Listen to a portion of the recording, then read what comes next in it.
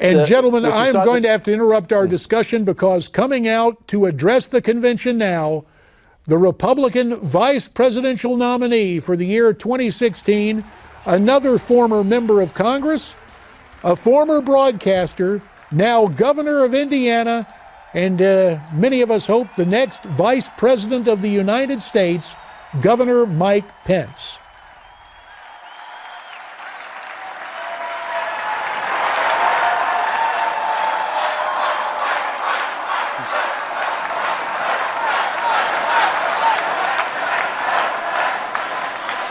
Mr. Chairman, delegates, friends, and my fellow Americans, thank you from the bottom of my heart.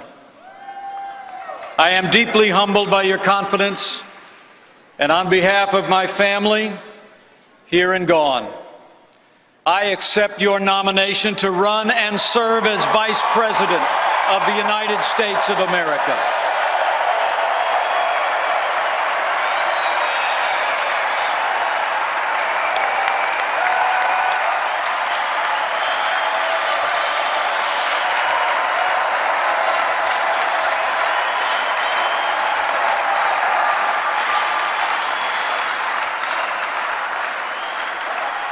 And let me thank Speaker Paul Ryan for that gracious welcome. Paul, you're a true friend and a great American leader. But Paul knows me well, and he knows the introduction I prefer is just a little bit shorter. I'm a Christian, a conservative, and a Republican in that order.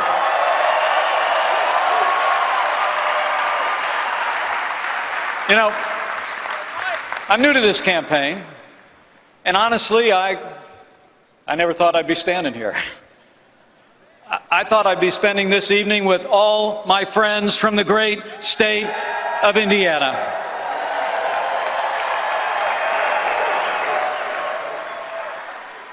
Yet there I was, a few days ago in New York City, with the man who won 37 states, who faced 16 talented opponents and outlasted every one of them, and along the way brought millions of new voters into the Republican Party.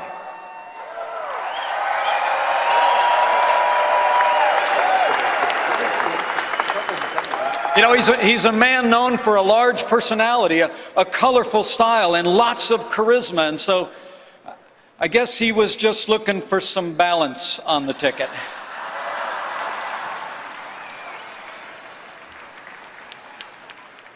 Well, for those of you who don't know me, which is most of you, I grew up on the front row of the American dream. My grandfather immigrated to this country. I was raised in a small town in southern Indiana, in a big family with a cornfield in the backyard.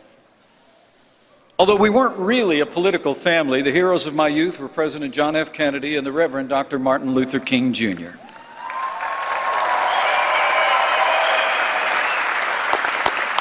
When I was young, I watched my mom and dad build everything that matters: a family, a business, and a good name. I was raised to believe in hard work, in faith, and family. My dad, Ed Pence, was a combat veteran in Korea.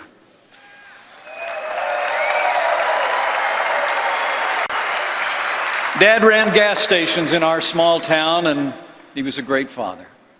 If Dad were with us today, I'd have a feeling he'd enjoy this moment and probably be pretty surprised.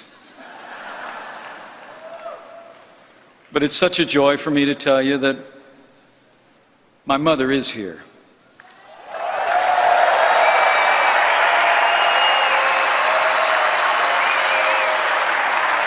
Would you join me in welcoming the light of my life, my mom, Nancy?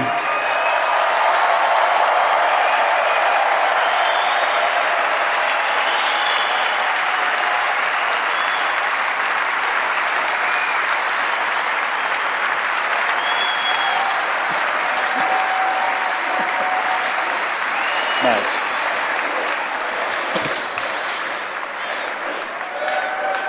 You know, growing up, I actually started in politics in the other party until I heard the voice and the ideals of the 40th president and I signed on for the Reagan Revolution.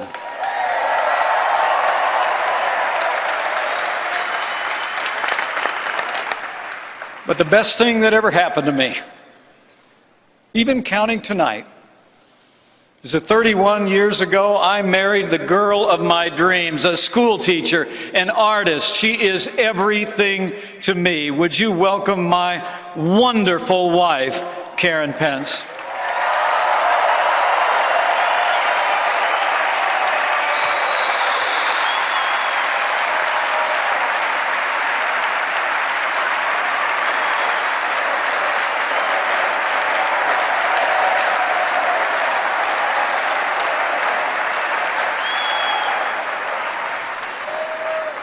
And regardless of any title I'll ever hold, the most important job I'll ever have is spelled D-A-D. Karen and I are blessed. Karen and I are blessed to be the parents of the three greatest kids in the world. A writer named Charlotte, a college student named Audrey, and a second lieutenant in the United States Marine Corps, Michael J. Pence. I'm so proud of you guys.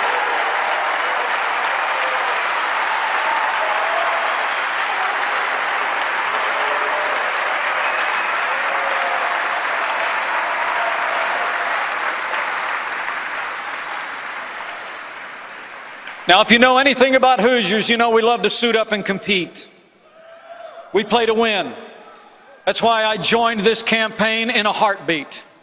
You have nominated a man for president who never quits, who never backs down, a fighter, a winner.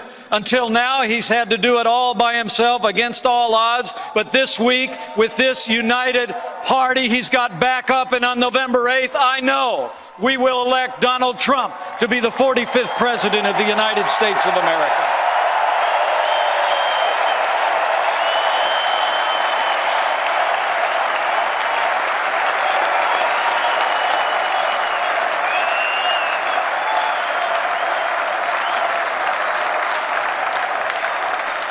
Now, we'll win because we're running on the issues facing this country and because we're leveling with the American people about the stakes and the choice. You know, the American people are tired of being told. They're tired of being told that this is as good as it gets. They're tired of hearing politicians in both parties tell us that we'll get to that tomorrow while we pile a mountain range of debt on our children and our grandchildren. And as Ronald Reagan used to say, they're tired of being told that a little intellectual elite in a far distant capital can plan our lives better for us than we can plan them for ourselves.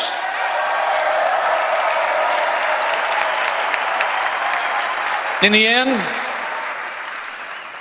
this election comes down to just two names on the ballot, so let's resolve here and now that Hillary Clinton will never become president of the United States of America.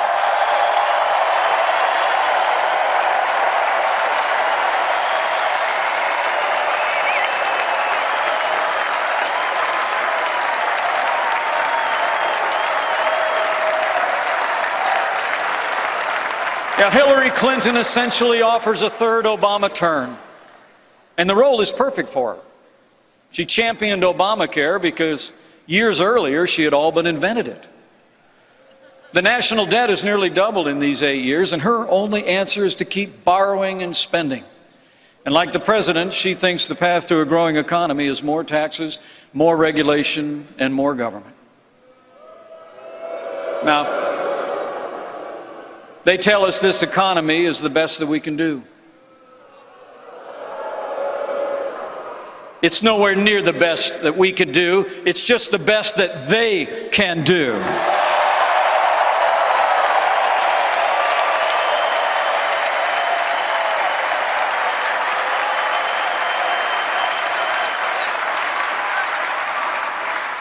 And let me tell you, I know firsthand it doesn't have to be like this. In my home state of Indiana, we prove every day that you can build a growing economy on balanced budgets, low taxes, even while making record investments in education and roads and health care. You know, Indiana is a state that works because conservative principles work every time you put them into practice.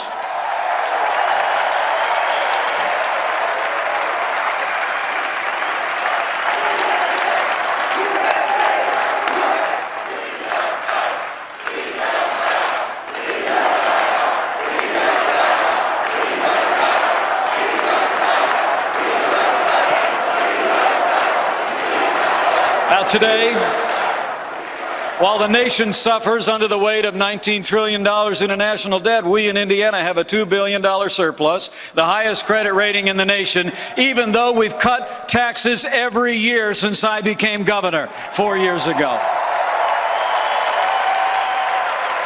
We have fewer state employees than when I took office, and businesses large and small have created nearly 150,000 new jobs, and there's more Hoosiers going to work than ever before. That's what you can do with common sense Republican leadership, and that's exactly what the no-nonsense leadership of Donald Trump will bring to the White House.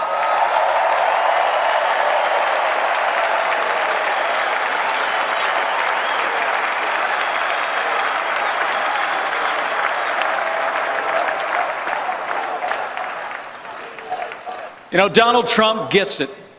He's the genuine article. He's a doer in a game usually reserved for talkers. And when Donald Trump does his talking, he doesn't tiptoe around the 1,000 new rules of political correctness. He's his own man, distinctly American. And where else would an independent spirit like his find a following than in the land of the free and the home of the brave?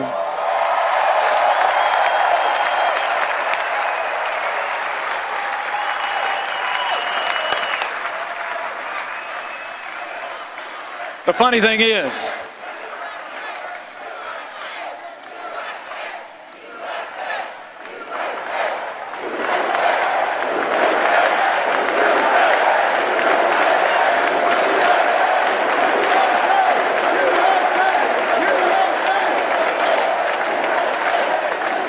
the funny thing is, the party in power seems helpless to figure out our nominee.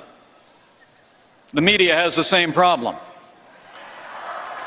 They all keep telling each other that the usual methods will work against him. They keep thinking they've done him in, only to wake up the next morning and find that Donald Trump is still standing and running stronger than ever before. The man just doesn't quit.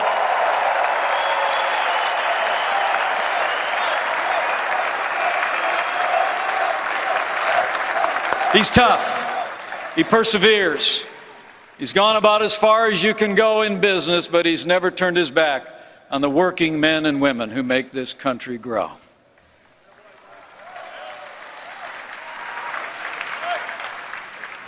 And Donald Trump will never turn his back on those who serve and protect us at home and abroad. You know, it's been a heartbreaking time for the women and men in our law enforcement community. And in this time of great testing for them, let's let them know, here and now, all across this country, we will always stand with those who stand on the thin blue line of law enforcement in America.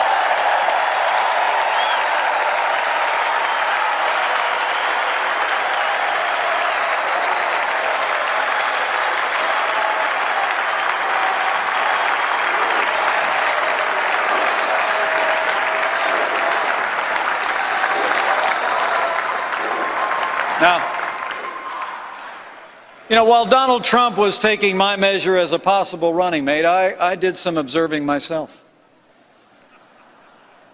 I've seen the way he deals with people who work for him at every level.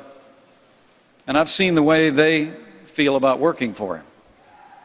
Now, I'll grant you he can be a little rough with politicians on the stage, and I'll bet we see that again.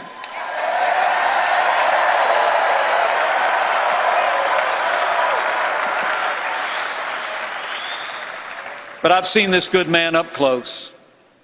His utter lack of pretense, his respect for the people who work for him, and his devotion to his family.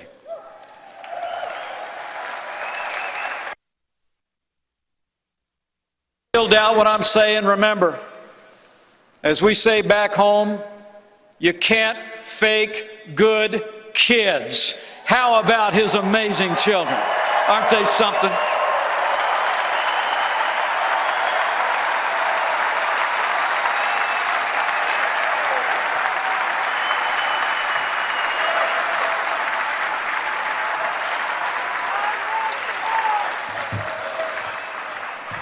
These are the true measures of our nominee, chosen by the voters as the right man for these times. This is the outsider, my running mate, who turned a long-shot campaign into a movement. Now, over in the other party, if the idea was to present the exact opposite of a political outsider, the exact opposite of an uncalculating truth teller, then on that score, you got to hand it to the Democratic establishment. They outdid themselves this time.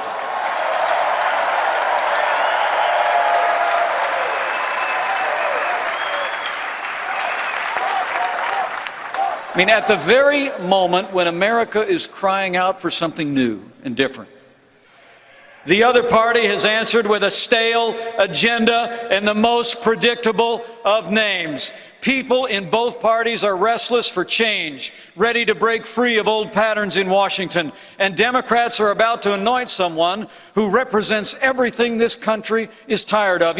Hillary Clinton wants a better title, and I would too if I was already America's Secretary of the Status Quo.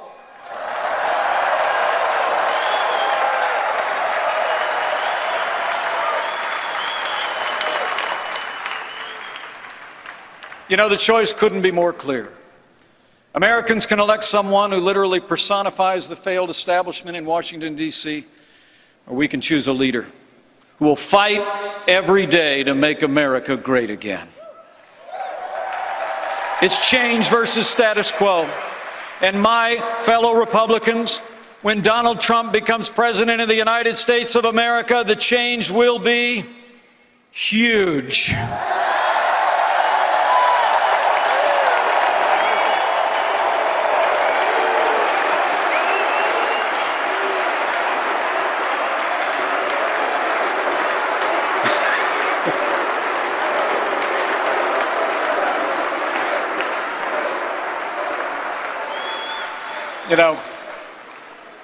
For years we've had fundamental problems in America that get talked to death in Washington, D.C., but they never get solved, and they even get worse. We've seen entire stretches of our country written off by bad economic policies in ways that are deeply unfair to American workers. We've seen relentless mandates from the executive branch. It seems like no aspect of our lives is too small for the present administration to supervise, and no provision of the Constitution is too large for them to ignore.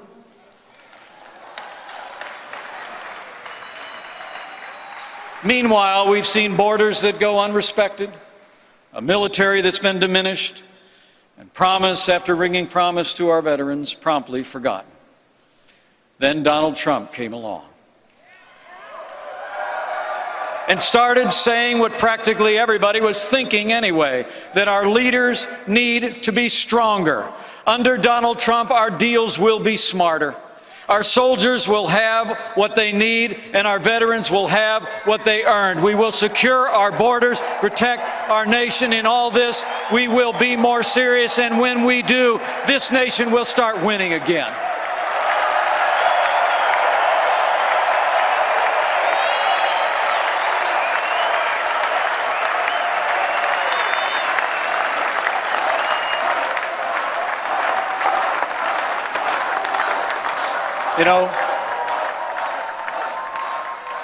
That's the message that men and women in both parties have been longing to hear. But none of us should think for one second that this will be easy. The outcome of this election depends on us and how we contend with an incredible onslaught that's coming our way. This won't be America's first glimpse of the Clinton machine in action, as Bernie Sanders can tell you.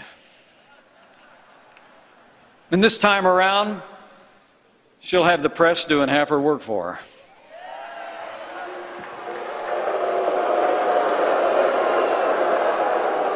The good news is it won't be nearly enough. Not against a candidate who's captured the attention of the country the way Donald Trump has.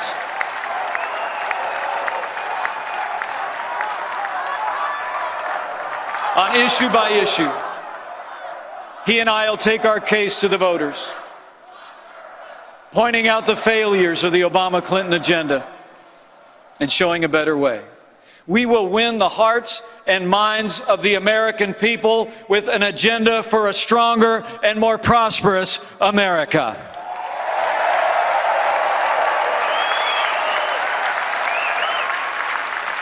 Now,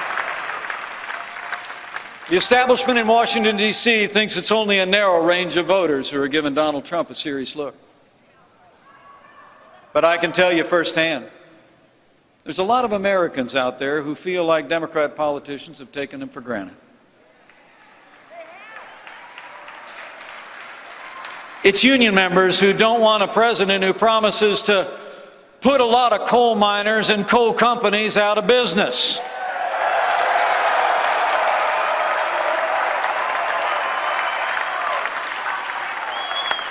Those miners want an American energy policy, and they know that Donald Trump digs coal.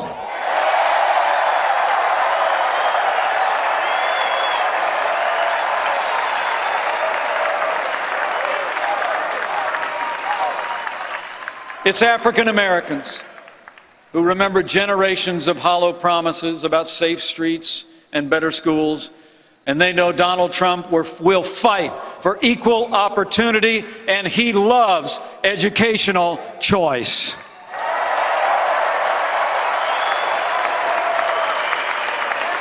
And it's Hispanic Americans who respect the law, want jobs and opportunities for their families, who know that Donald Trump will uphold the law and get this economy moving for every American.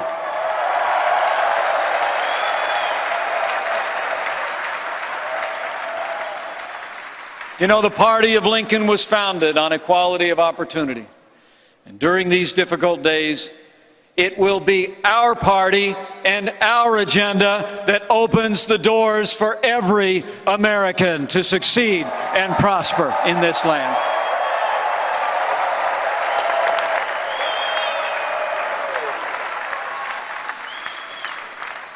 You know, in so many ways, the Democratic Party has abandoned those it used to protect.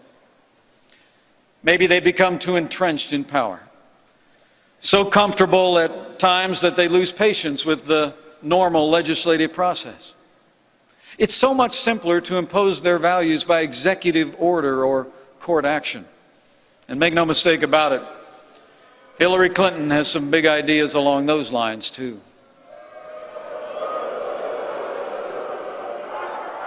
As this election approaches, every American should know that while we're filling the presidency for the next 4 years, this election will define the Supreme Court for the next 40. We all better think very carefully about what this means for our Constitution and limited government. Elect Hillary Clinton, and you better get used to being subject to unelected judges using unaccountable power to take unconstitutional actions. So let me say, for the sake of the rule of law, for the sake of the sanctity of life, for the sake of our Second Amendment, and for the sake of all our other God-given liberties, we must ensure that the next president appointing justices to the Supreme Court is Donald Trump.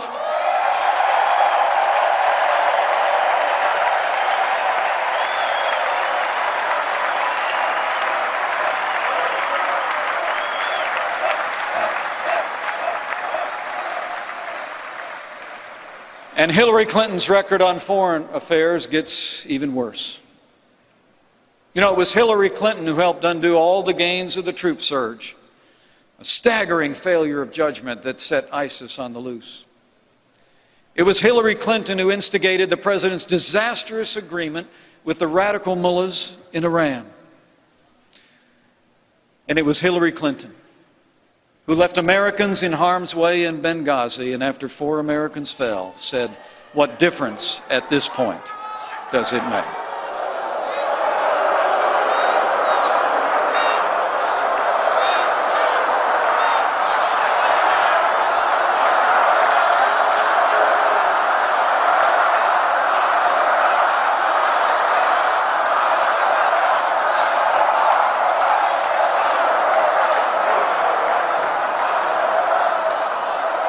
As the proud father of a United States Marine, let me say from my heart, anyone who said that, anyone who did that, should be disqualified from ever serving as Commander-in-Chief of the Armed Forces of the United States of America.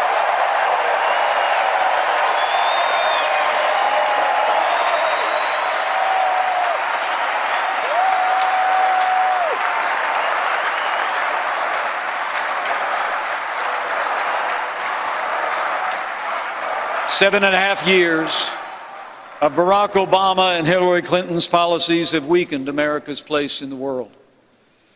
Terrorist attacks at home and abroad, grim and heartbreaking scenes from France just a few short days ago, and the attempted coup in Turkey all attest to a world spinning apart. History teaches us that weakness arouses evil. Hillary Clinton and Barack Obama's foreign policy of leading from behind, moving red lines, feigning resets with Russia, and the rise, rule, and reign of ISIS are a testament to this truth of history. We cannot have 4 more years apologizing to our enemies and abandoning our friends.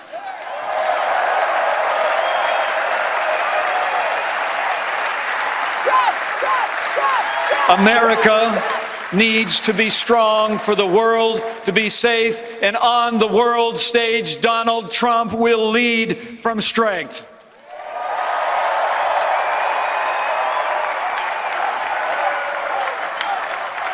Donald Trump will rebuild our military and stand with our allies. Donald Trump will confront radical Islamic terrorism at its source and destroy the enemies of our freedom.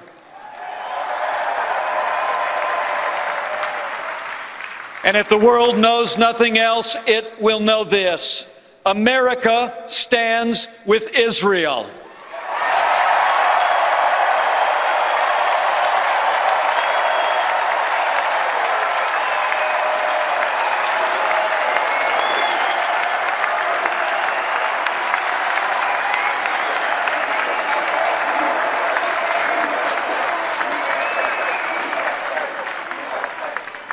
You know, if you looked at the calendar this morning, you might have noticed the presidency of Barack Obama ends exactly 6 months from today.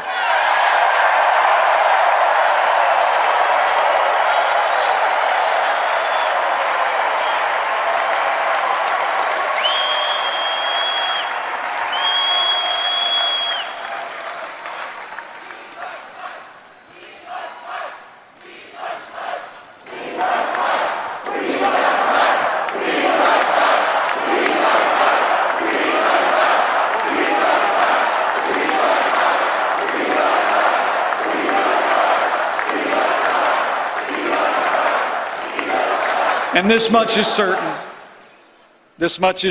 of the Obama years: they're not ending well. There seems to be so many things that divide us, so few great purposes that unite us as they once did. And it's at moments like this, moments when politics fail, that I believe we do well to remember that what unites us far exceeds anything that sets us apart in America.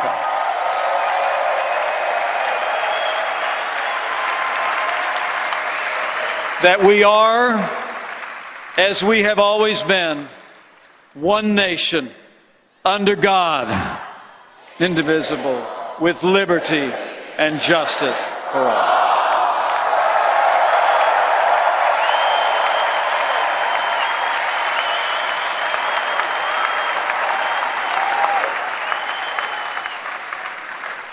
should I have the awesome privilege to serve as your vice president, I promise to keep faith with that conviction,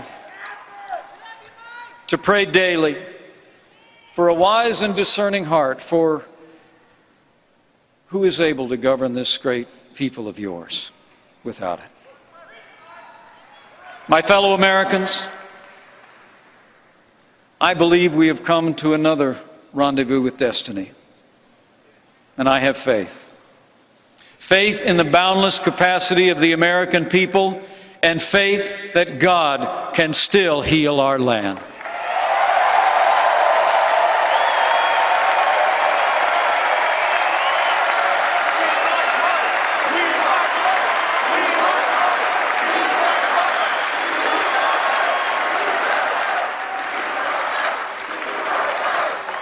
But we have a choice to make. This is another time for choosing. If you want a president who will protect this nation, confront radical Islamic terrorism, and rid the world of ISIS, if you want a president who will restore law and order to this country and give law enforcement the support and resources they deserve, if you want a president who will cut taxes, grow our economy, and squeeze every nickel out of the federal bureaucracy, if you want a president who will build strong borders and enforce our laws, and if you want a president who will upend the status quo in Washington, D.C., and appoint justices to the Supreme Court who will uphold the Constitution, we have but one choice, and that man is ready. This team is ready. Our party is ready. And when we elect Donald Trump, the 45th president, The following message is brought to you. we will make America great again. Thank you. And God bless you. And God bless the United States of America.